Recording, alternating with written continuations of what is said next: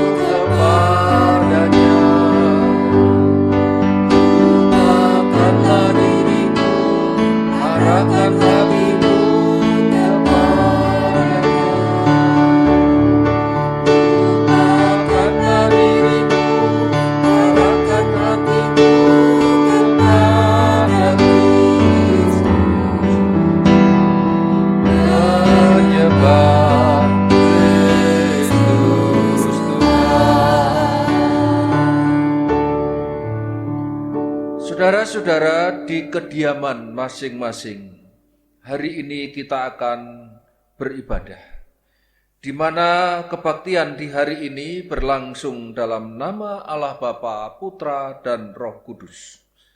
Maka kasih karunia dan damai sejahtera dari Allah Bapa kita dan dari Tuhan Yesus Kristus, serta tuntunan Roh Kudus menyertai saudara sekalian. Jemaat dipersilahkan duduk kembali. Marilah kita bersama-sama menyambut firman dasar atau introitus yang diambil dari bacaan Injil Matius pasal 25 ayat 39 dan 40. Bila manakah kami melihat engkau sakit atau dalam penjara dan kami mengunjungi engkau? Dan raja itu akan menjawab mereka, Aku berkata kepadamu, sesungguhnya segala sesuatu yang kamu lakukan untuk salah seorang dari saudaraku yang paling hina ini, kamu telah melakukannya untuk aku. Demikianlah sabda awal atau introitus. Marilah kita kembali bersukacita menyambut firman dasar ini dengan menyanyikan pujian bagi Tuhan. Kidung Jemaat nomor 3, bait yang pertama dan kedua, kami puji dengan riang.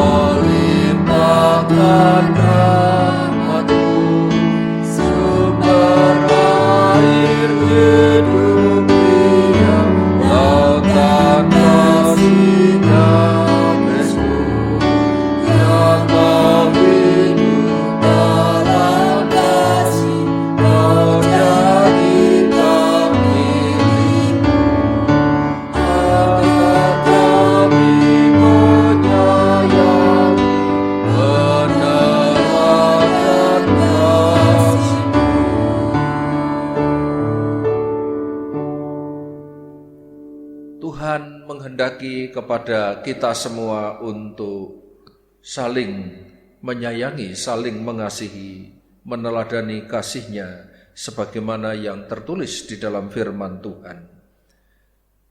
Kasihilah Tuhan Allahmu dengan segenap hatimu dan dengan segenap jiwamu dan dengan segenap akal budimu. Itulah hukum yang terutama dan yang pertama. Dan hukum yang kedua yang sama dengan itu ialah kasihilah sesamamu manusia seperti dirimu sendiri. Pada kedua hukum inilah tergantung seluruh hukum Taurat dan kitab para nabi. Saudara-saudara, 1 minggu ini kita menjalani kehidupan. 1 minggu ini mari kita bertanya kepada diri kita masing-masing. Apakah kita sudah betul-betul meneladani, mempraktekkan kasih-Nya di dalam kehidupan kita? Marilah dengan segala kerendahan hati kita terbuka di hadapan Tuhan. Mengakui segala kekurangan, dosa-dosa kita. Memohon pengampunan atas segala sesuatu melalui pikiran, tindakan, perbuatan yang tidak berkenan kepadanya. Kita mau datang kepada Tuhan di dalam doa, namun sebelumnya kita dihantar dengan pujian Kidung Jemaat 467, bait yang pertama dan kedua. Tuhanku, bila hati kawanku.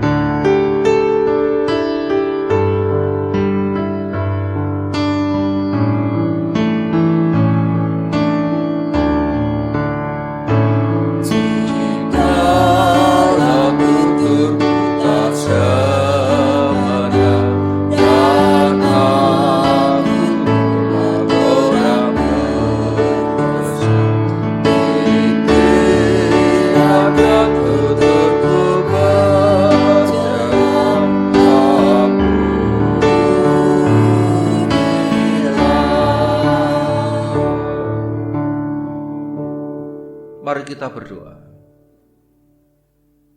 Bapa di dalam surga, jikalau Engkau mendapati dalam diri kami hingga sekarang ini kehendak keinginan kami yang menjadi pandu dalam hidup kami. Jikalau hidup kami seringkali terombang-ambing dalam harapan-harapan yang seringkali membawa kepada kami dalam ketidakpastian. Kami menyadari bahwa cobaan-cobaan itu ada di dalam kehidupan kami anak-anak-Mu. Ampunilah kami ya Tuhan, kalau saat ini kami tidak sungguh-sungguh berpegang kepada janji-Mu, percaya kepada tuntunan-Mu, dan sungguh-sungguh menghayati apa artinya meyakini pertolongan-Mu di dalam kehidupan kami. Karena angan pikiran-pikiran kamilah yang membawa kami kepada suatu tindakan-tindakan, suatu hal yang tidak mencerminkan kehidupan orang beriman. Jikalau tutur kami, kata-kata kami, sikap dan perbuatan kami tidak mendatangkan berkat bagi sesama kami. Kata-kata kami sering melukai. Tindakan-tindakan kami membuat orang tercederai. Di antara kami ketika membangun relasi dengan sesama kami, tidak kami bangun dalam suasana kasih, sehingga yang muncul adalah luka hati, kepahitan-kepahitan. Sekali lagi ampunilah kami ya Tuhan. Ampunilah kami yang berdosa ini. Ampunilah kami yang lemah ini. Ampunilah kami yang tidak sanggup untuk setiap hari hidup di dalam kasih-Mu. Kami percaya Engkau sendiri yang mendengarkan doa-doa kami, mengabulkan segala seruan doa-doa kami. Terima kasih ya Tuhan. Kami alaskan doa kami di dalam nama Tuhan Yesus Kristus. Amin. Saudara-saudara jemaat yang dikasihi Tuhan, bukan hanya Tuhan mendengar apa yang menjadi ungkapan doa-doa kita, tapi Tuhan sungguh mengabulkan apa yang menjadi keinginan dan harapan kita ketika kita ungkapkan dengan ketulusan hati melalui doa-doa kita. Demikian juga di dalam Kristus pengampunan dosa dinyatakan melalui berita anugerahnya. Surat Roma pasal yang ke-6 ayat 22 dan 23. Tetapi sekarang setelah kamu dimerdekakan dari dosa dan setelah kamu menjadi hamba Allah, kamu beroleh buah yang membawa kamu kepada pengudusan dan sebagai kesudahannya ialah hidup yang kekal. Sebab upah dosa ialah maut, tetapi karunia Allah ialah hidup yang kekal dalam Kristus Yesus Tuhan kita. Demikianlah berita anugerah dari Tuhan kita Yesus Kristus.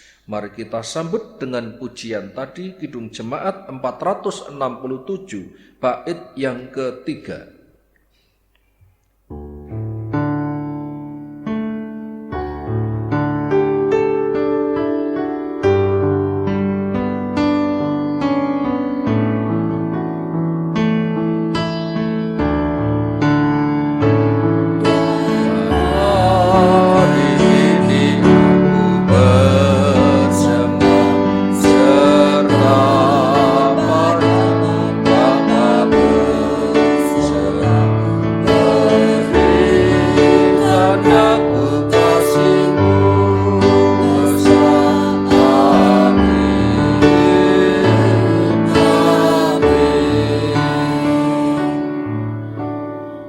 Saudara-saudara, kini masukilah petunjuk hidup baru berlandaskan firman Tuhan.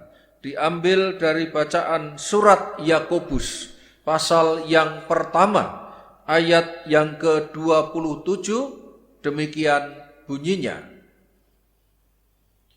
Ibadah yang murni dan yang tak bercacat di hadapan Allah, Bapa kita, ialah mengunjungi yatim piatu dan janda-janda dalam kesusahan mereka dan menjaga supaya dirinya sendiri tidak dicemarkan oleh dunia. Saudara, demikianlah petunjuk hidup baru dari Tuhan kita.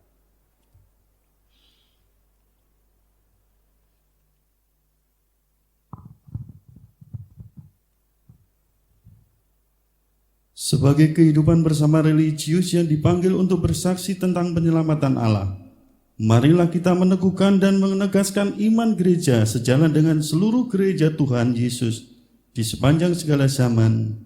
Dan marilah kita mengucapkan, Aku percaya kepada Allah Bapa yang Maha Kuasa, Khalik langit dan bumi, dan kepada Yesus Kristus anaknya yang tunggal Tuhan kita, yang dikandung daripada Roh Kudus, lahir dari anak darah Maria, yang menderita di bawah pemerintahan Pontius Pilatus, disalibkan, mati dan dikuburkan, turun ke dalam kerajaan maut. Pada hari yang ketiga bangkit pula dari antara orang mati, naik ke surga, duduk di sebelah kanan Allah Bapa yang Maha Kuasa. Dan dari sana ia akan datang untuk menghakimi orang yang hidup dan yang mati. Aku percaya kepada Roh Kudus, gereja yang kudus dan am, persekutuan orang kudus, pengampunan dosa, kebangkitan daging, dan hidup yang kekal. Marilah kita pujikan Kidung Jemaat nomor 363, bait yang pertama dan yang kedua. bagi Yesus kuserahkan.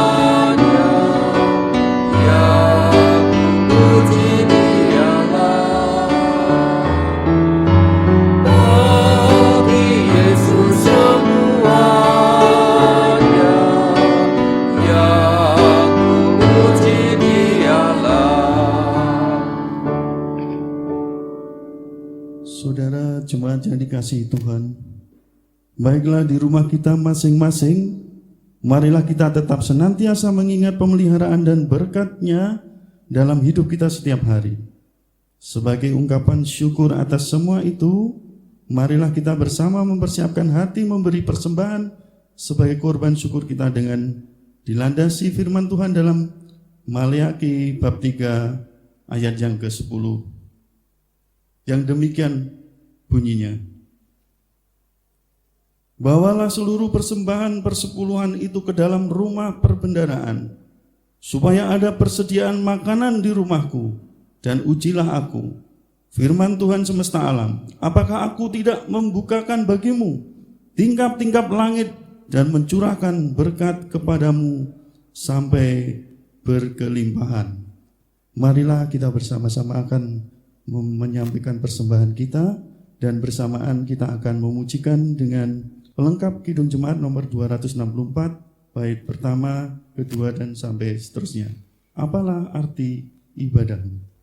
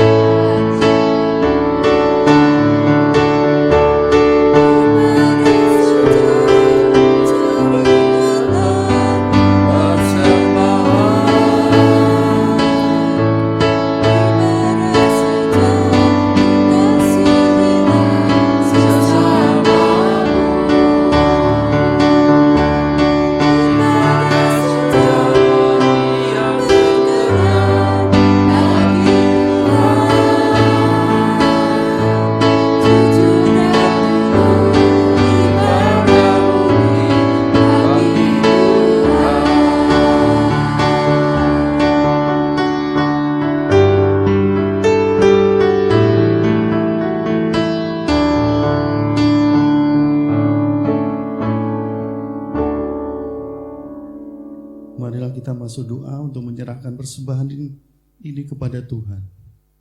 Bapa Surgawi, kembali kami menghadap-Mu. dengan penuh ucapan syukur, karena pada pagi hari ini kami boleh mempersembahkan persembahan kami yang kecil ini kepada Engkau. Tetapi kami mengingat begitu besar kasih-Mu kepada kami, sehingga pada saat-saat kesusahan Engkau melengkapi kami, Engkau memberikan kami, Engkau curahkan juga berkat-berkat, Engkau buka tingkap-tingkap langit, sehingga dipenuhilah lumbung-lumbung kami. Bapa Surgawi, perkenanlah kami untuk memberikan persembahan ini dengan sukacita dan tulus hati. Bolehlah Engkau menyucikan persembahan ini, sehingga persembahan ini dapat berguna bagi kemuliaan nama-Mu, dan juga bagi perluasan kerajaan-Mu di jemaat GKJTU Serondol ini. Terima kasih Bapa. Hanya di dalam nama Tuhan Yesus Kristus persembahan ini kami haturkan. Haleluya. Amin. Baiklah jemaat yang dikasihi dalam Tuhan Yesus Kristus. Marilah kita bersama-sama mempersiapkan diri memasuki pemberitaan sabda Tuhan. Kita persiapkan di dalam bacaan Injil Matius pasal yang ke-10 ayat 40 sampai 42. Injil Matius pasal yang ke-10 ayat 40 sampai 42.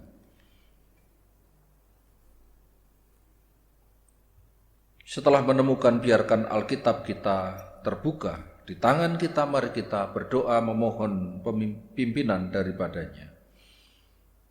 Ya Roh Kudus, kiranya Engkau menerangi hati kami, supaya firman yang hendak kami baca, kami dengar, kami terima bersama-sama, menuntun kehidupan kami pada saat-saat ini. Kuasa-Mu hadir untuk memenuhi ruangan hati kami di rumah masing-masing. Kami berdoa memohon pengurapan untuk hamba-Mu yang menyampaikan sabda Tuhan. Kami serahkan pemberitaan firman-Mu dari awal sampai akhir di dalam nama Tuhan kami, Yesus Kristus. Amin.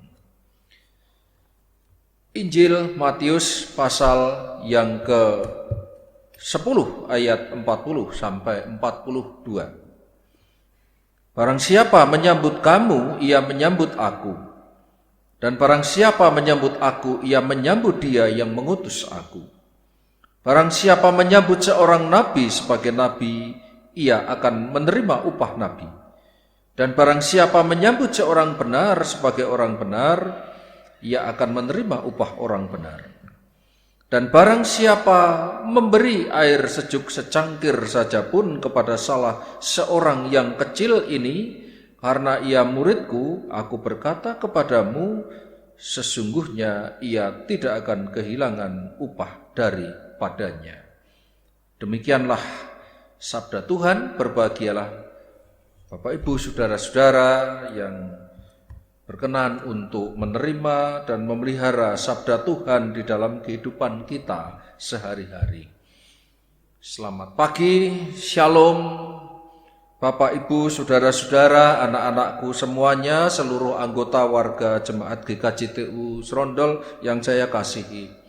Dan juga saudara semua warga simpatisan yang setiap minggu beribadah di GKJTU Serondol dan yang memungkinkan saat ini mendengarkan tayangan secara online dalam siaran ibadah ini. Kita masih berjumpa dalam ibadah secara online di rumah masing-masing.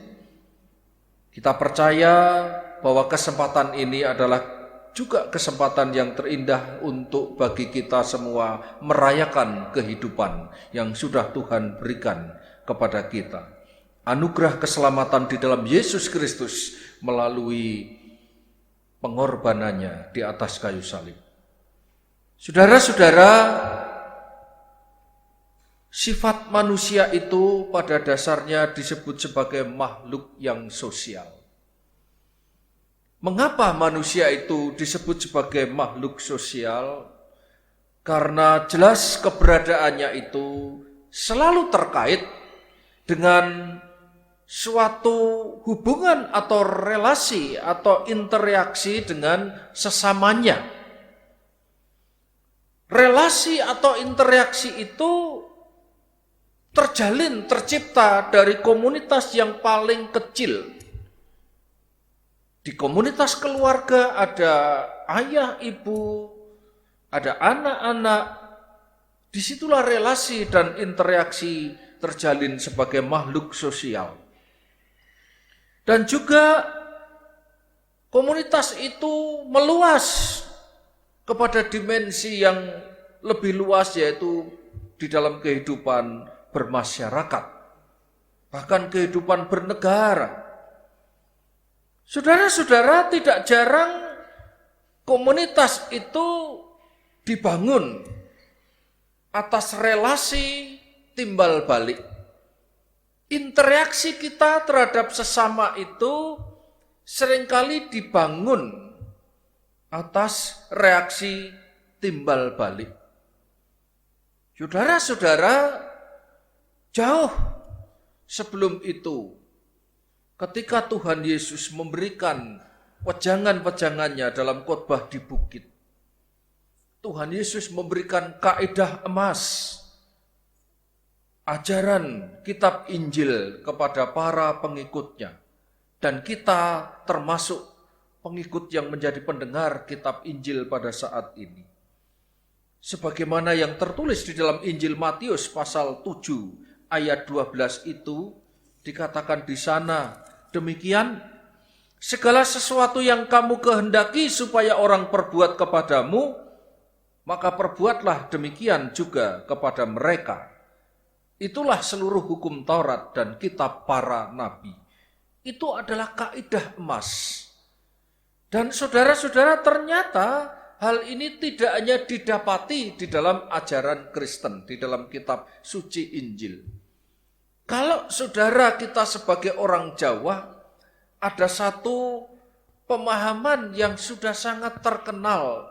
Demikian ungkapannya, nek awakmu krasa dijiwit loro, ya ojo jiwit. Artinya kalau kamu merasa dicubit itu sakit, jangan mencubit orang lain. Saudara-saudara, kaidah emas ini juga kita temui di agama-agama lain. Yang intinya, perlakukanlah seseorang sebagaimana orang lain itu ingin melakukan apa yang engkau kehendaki di dalam dirimu, saudara-saudara. Mari kita melihat bahwa relasi orang itu lebih banyak ditentukan oleh sikap itu kepada mereka. Bagaimana kehidupan saudara di rumah masing-masing? Hidup bertetangga, kehidupan bersama-sama dengan orang luar. Kalau di mana kita tinggal kita menjadi orang yang begitu terbuka, begitu memiliki sifat sosial, tetangganya sakit, dibesuk, dikunjungi rame-rame dengan temannya. Di jemaat pun juga demikian. Ketika saudara mengalami hal yang sama pun, saudara sakit, tentunya orang lain akan berlaku demikian kepada saudara. Sebaliknya kalau saudara bersikap tertutup, eksklusif, tentu orang lain akan memperlakukan hal yang sama kepada saudara. Nah ini saudara-saudara, relasi ini ditentukan oleh sikap kita kepada orang lain sebetulnya. Dari kaidah emas itu tentu mengajak kita untuk mampu menempatkan diri di tengah-tengah komunitas di mana kita hidup. Saudara-saudara, seperti yang dikatakan di awal tadi, jika di dalam komunitas di mana kita tinggal, kita membangun sikap eksklusif, tertutup, maka relasi kita dengan sesama mengalami banyak hambatan. Demikian juga sebagai seorang beragama, apapun agama saudara. Sebagai orang Kristen yang memiliki sikap yang eksklusif. Agama apapun juga ketika bersikap eksklusif itu akan melahirkan para penganut yang memiliki wawasan sempit, bahkan intoleran. Saudara-saudara yang dikasihi Tuhan, maka firman Tuhan pada hari ini mengajarkan kepada saudara dan saya betapa pentingnya mewujudkan kepedulian terhadap sesama manusia. Sebelum itu dikisahkan tentang amanat pengutusan kepada para murid. Yesus memberikan amanat pengutusan kepada murid-muridnya. Pada waktu itu murid terbatas kepada 12 yang diutus untuk memberitakan kerajaan Allah yang sudah dekat. Tetapi di dalam tradisi gereja menyebutkan bahwa siapa yang dimaksud para murid itu ternyata tidak hanya terbatas kepada 12 murid saja. Melainkan siapa yang beriman, siapa yang percaya kepada Yesus sebagai Tuhan dan Juru Selamat, dialah murid Yesus Kristus. Saudara dan saya adalah murid Yesus Kristus. Seperti apa seorang murid disebut sebagai utusan yang layak? Dijelaskan yaitu ketika mereka menempatkan cinta dan kesediaan untuk memikul salib. Saudara-saudara, jelas sekali bahwa ukuran kelayakan seorang Kristen itu bukan terletak kepada tahbisannya, bukan kepada jabatan-jabatan gerejawinya, atau dalam kedudukan apapun di sebuah komunitas yang namanya jemaat atau gereja. Karena setiap orang mempunyai kehormatan, saudara dan saya, ketika dipanggil menjadi murid-muridnya untuk mewujudkan cinta dan bersedia untuk memikul salib. Tidak mudah saudara-saudara untuk menempatkan diri sebagai murid Yesus yang mengabarkan Injil Kerajaan Allah yang sudah dekat. Apalagi dunia ini kita masih berada di tengah-tengah keberadaannya yang semakin hari tercemar oleh debu atau polusi, harta, tahta, dan kuasa. Saudara-saudara, berita kelayakan seorang murid itu menjadi tidak mudah dilakukan sebagai anak-anak Tuhan. Tetapi bukan hanya tugas berat saja, karena Tuhan Yesus melengkapi para utusannya. Ia meneguhkan saudara dan saya dengan berkat-berkat-Nya, antara lain sebagaimana bacaan yang kita baca di hari ini. Siapa yang menyambut para murid artinya sama dengan menyambut Yesus Kristus. Saudara-saudara, dikatakan di sana, barang siapa menyambut kamu, ia menyambut aku. Barang siapa menyambut aku, ia menyambut dia yang mengutus aku. Saudara-saudara, sekarang ini komunikasi begitu canggihnya, apalagi di era digital. Pesan itu seketika bisa diterima oleh setiap lapisan masyarakat di seluruh dunia, karena kita sudah disatukan di dalam era yang namanya era digital. Saudara-saudara, relasi komunikasi itu begitu cepat. Tetapi pada zaman Tuhan Yesus setidaknya komunikasi tidak secepat itu, tidak secepat sekarang ini. Maka kehadiran seorang utusan sangat penting pada saat itu. Ketika seorang utusan datang, itu mewakili, bahkan representasi dari kehadiran seorang yang mengutusnya, saudara-saudara. Jadi menyambut seorang utusan tidak lain adalah menerima warta kebenarannya. Barang siapa menyambut seorang nabi, mereka akan menerima upah seorang nabi. Siapakah nabi itu? Menunjuk kepada fungsi di dalam jemaat yang senantiasa berkeliling mewartakan kebenaran Allah. Menyambut seorang nabi artinya menerima berita kebenaran yang dibawanya. Menerima orang benar sebagai orang benar adalah seorang murid yang melakukan kehendak Allah, bukan secara lahiriah tetapi secara mendalam. Demikian juga siapa memberi air sesejuk secangkir kepada salah seorang yang kecil ini, karena ia muridku, ia berkata kepadamu, aku berkata kepadamu, sesungguhnya ia tidak akan kehilangan upahnya daripadanya. Ini berbicara tentang kepedulian yang ditunjukkan kepada para murid oleh orang-orang yang akan mereka jumpai, walaupun mereka kenal. Kalau kita memberikan kepedulian, itu bukan hal yang sia-sia. Saudara-saudara, Tentu firman Tuhan pagi ini pertama-tama mengingatkan kita, saudara sebagai jemaat Tuhan.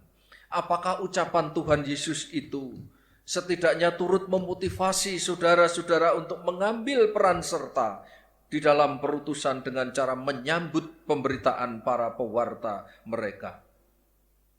Bisa jadi menyediakan keperluannya, karena dengan demikian mereka telah menyambut dan menerima Yesus Kristus dan Bapa sendiri, serta menerima upah seperti yang telah disediakan oleh para utusan.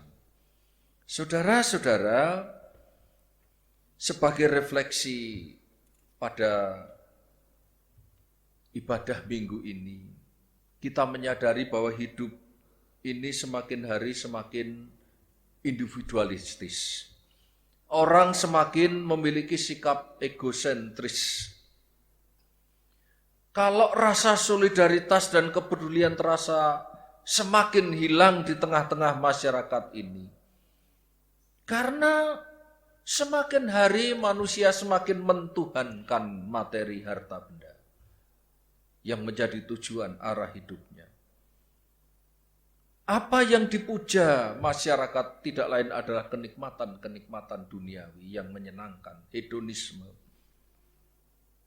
Berapa juta orang di dalam dunia ini yang hidup dengan menjalani selera iklan yang membanjiri kehidupan kita sekarang ini.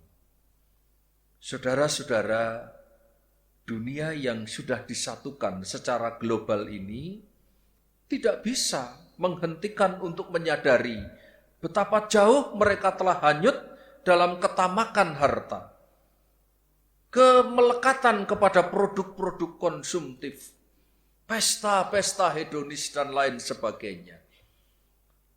Era global ini memampukan manusia itu berkumpul menjadi satu dalam kumpulan-kumpulan yang besar untuk mewujudkan cara-cara itu. Saudara-saudara, apakah saudara tidak menyadari? Selama ini bertahun-tahun lamanya, bahkan mungkin jutaan khotbah di mimbar itu sudah disampaikan, tapi terasa bergeming di telinga jutaan orang-orang yang mendengarnya. Tetapi di awal tahun ini, saudara-saudara, setidaknya mulai Maret hingga sekarang ini, ketika makhluk yang tidak kasat mata yang namanya COVID-19, virus corona ini, turunan dari virus corona ini mewabah, itu memaksa manusia itu berhenti dari kumpulan-kumpulan besar, saudara-saudara. Manusia itu harus retreat untuk sejenak, dimanapun juga kegiatan aktivitas terhenti sejenak.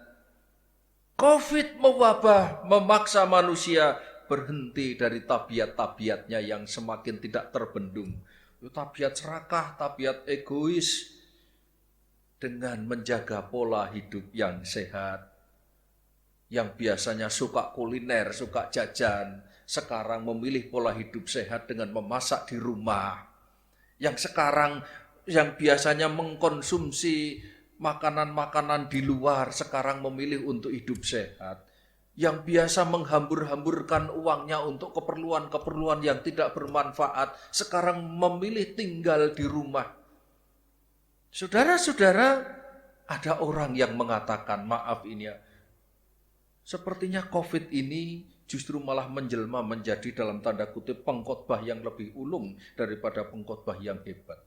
Itu mimbar itu disampaikan pengkhotbah hebat itu jutaan orang ya tahun demi tahun. Tapi toh bergeming kehidupan tidak bisa terbendung. Era kapitalisme itu seperti itu tidak terbendung, saudara-saudara. Sekarang ini COVID ini memaksa orang itu untuk berhenti, untuk memikirkan sesamanya. COVID ini juga tidak pernah kita lihat sebelumnya. Betapa ekosistem selama ini sangat terganggu oleh polusi pencemaran udara. 3 bulan terakhir tidak pernah beberapa daerah-daerah khususnya perkotaan mengalami perubahan signifikan tentang adanya polusi yang dinormalkan kembali. Saudara-saudara, juga ada banyak istilah-istilah stay at home, work from home. Di dalam dunia ibadah kita mengenal istilah live streaming. Saudara-saudara, itu sebetulnya menjadi istilah untuk membiasakan diri nantinya kalau orang itu harus mulai berkarya di dunia yang namanya era digital. Saudara-saudara, inilah yang bisa kita renungkan bersama-sama. Kita masih beribadah di rumah secara streaming, secara online, Bapak Ibu, saudara-saudara. Ketika orang mulai berdebat, ya, kapan COVID ini akan berakhir? Kapan ibadah di gereja ini mulai dibuka kembali? Orang tidak sadar sebetulnya bahwa selama ini kadang-kadang ibadah itu hanya menyentuh sisi-sisi kulit luar yang sesungguhnya. Tetapi COVID ini memaksa setiap anak-anak Tuhan untuk merenungkan, merefleksikan kembali makna sejatinya ibadah yang sesungguhnya itu. Saudara-saudara, semua itu menyadarkan kembali kepada kita tentang misi kita sebagai murid-murid Tuhan Yesus.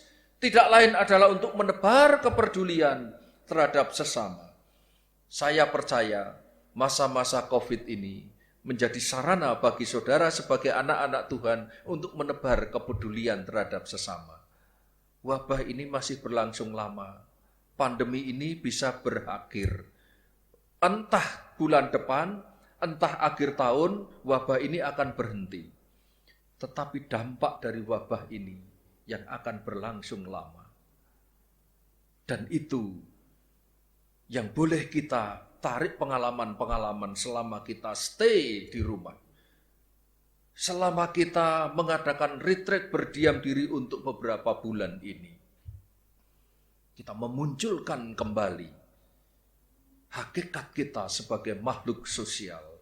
Saudara dan saya harus berinteraksi satu dengan yang lainnya. Dan interaksi itu menjadi timbal balik. Mengapa gereja-gereja Kristen pada abad pertama gereja awal itu menjadi teladan, menjadi contoh kehidupan gereja sepanjang masa dan mungkin tidak akan pernah dihadapi oleh gereja sampai Tuhan datang nanti. Karena kehidupan yang disadari dari relasi antar satu dengan yang lainnya. Setiap hari mereka berkumpul memecahkan roti, berdoa bersama-sama, bersehati, bersekutu. Bahkan yang luar biasa, tidak ada di antara mereka yang merasa memiliki bahwa kepunyaan ini adalah kepunyaanku. Harta mereka menjadi milik bersama. Tidak pernah terjadi. Saudara-saudara, kiranya saat ini kita boleh tetap merenung selama di rumah masing-masing. Mempersiapkan diri menyambut normal baru ini. Tentunya dengan sebuah pemahaman yang baru di dalam kehidupan kita bersekutu, di dalam kehidupan berjemaat kita. Pandanglah saudara-saudara kita yang membutuhkan uluran tangan kasih kita, doa-doa kita. Sambutlah siapapun juga yang membawakan kebenaran di dalam nama Tuhan. Sebagaimana kita menyambut seorang nabi akan menerima upah seorang nabi. Karena di sanalah Tuhan Yesus meneguhkan saudara dan saya sebagai murid-muridnya. Tuhan Yesus memberkati saudara dan saya. Amin. Saudara, mari kita mengambil saat teduh sejenak. Setelah kita bersama-sama mendengarkan sabda Tuhan. Firman Tuhan mengingatkan kita kembali sejatinya hidup kita terbangun oleh relasi dengan sesama. Saudara dan saya adalah makhluk sosial. Tidak bisa kita hidup sendiri. Perhatian, kepedulian terhadap sesama kita itu mewujudkan, menunjukkan bahwa perhatian itu kepada Tuhan kita. Melayani Tuhan itu diwujudkan dengan hadir untuk melayani sesama. Menyambut kebenaran itu sama dengan menyambut Tuhan yang datang menyatakan kebenaran. Oh, terima kasih untuk firman-Mu ya Tuhan. Pagi hari ini kami berkenan masih beribadah di rumah masing-masing. Kami bersyukur kepadamu untuk perkenanan-Mu yang sungguh luar biasa. Kepada saudara-saudara kami yang masih berada di rumah masing-masing, kiranya Tuhan memberikan peneguhan melalui firman-Mu. Mereka adalah murid-murid-Mu yang Engkau pelihara di dalam kasih-Mu. Demikian juga kami memohonkan, ya Bapa, untuk kuasa-Mu dinyatakan, kasih-Mu dinyatakan terkhusus kepada saudara-saudara kami yang masih menjalani perawatan karena sakit. Keberadaan Ibu Jarno saat ini tetap kami memohon rahmat-Mu menyertainya dimanapun dia berada, apapun kondisinya. Berikan kepada anak-anak ketabahan keteguhan hatinya. Kami berdoa kepadamu ya Tuhan, menyapa untuk saudara-saudara kami juga yang berkenan mengalami proses kesembuhan selama sakit. Kami teringat Ibu Amanah yang sudah kembali di Serondol Wetan ini. Kami berdoa untuk pemulihan kesehatan Pak Tris, Bu Dwi, Pak Siswanto. Kami serahkan untuk saudara-saudara kami usia lansia, baik Mbah Parni, Mbah Seneng. Kami serahkan untuk Mbah Rukini ke dalam tangan-Mu ya Bapa. Mari Tuhan lawat mereka semuanya. Kami berdoa untuk setiap jemaat-jemaat Tuhan yang membutuhkan jawaban atas doa-doa. Kiranya Tuhan mengabulkan sebagaimana yang Tuhan kehendaki atas mereka. Yang bekerja, memulai kehidupan yang normal, Tuhan lindungi.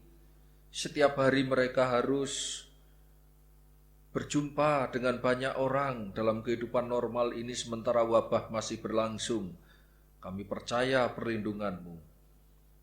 Bahkan gereja-Mu yang masih tetap merayakan kehidupan melalui pelayanan-pelayanan ibadah yang ada, apapun bentuknya, kami serahkan ke dalam tangan-Mu ya Bapa. Terima kasih ya Tuhan untuk penyertaan-Mu dalam setiap ibadah-ibadah yang ada. Kami serahkan pelayan-pelayan Tuhan, majelis jemaat.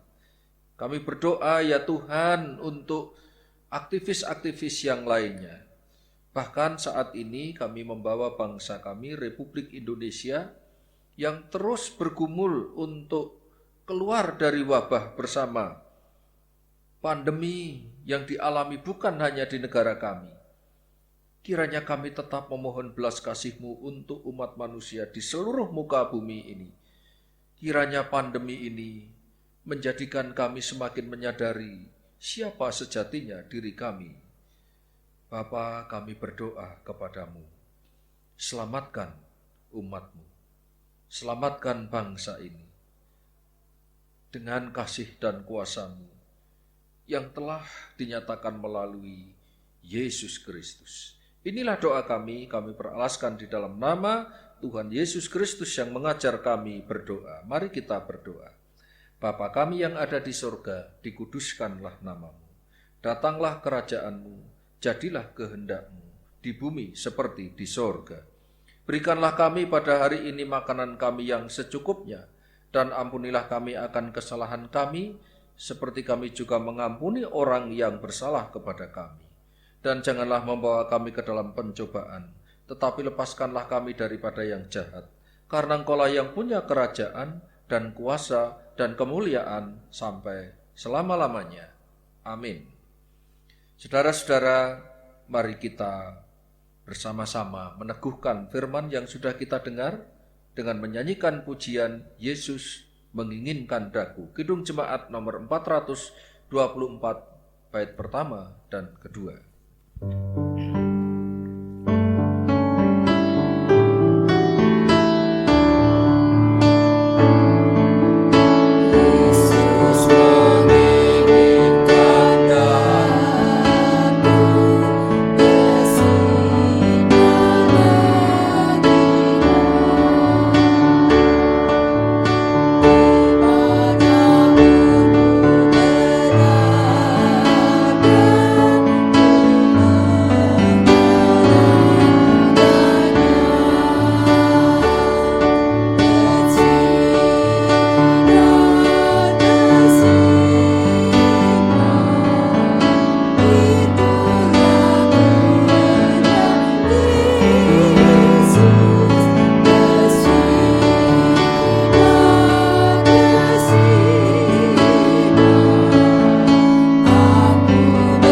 bersinar Yesus menginginkan aku manis dan sopan selalu ketika ku bersinar itulah kehendak Yesus aku bersinar terus.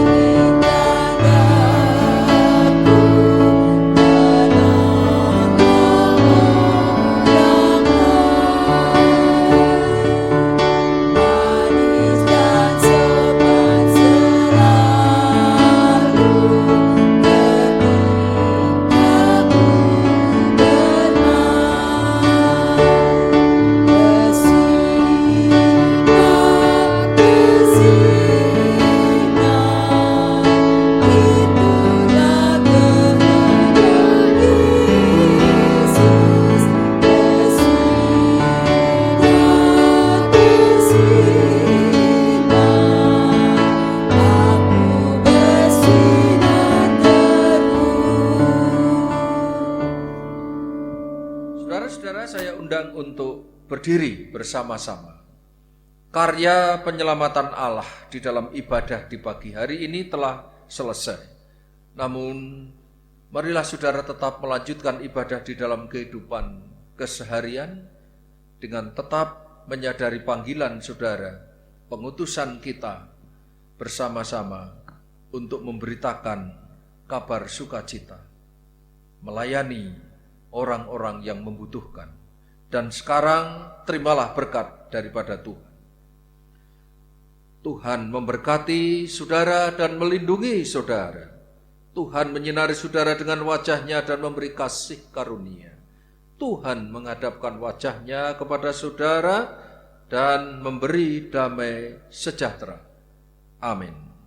Mari kita akhiri ibadah kita dengan pujian pelengkap Kidung Jemaat 182, bait pertama dan kedua, Ku utus Kau.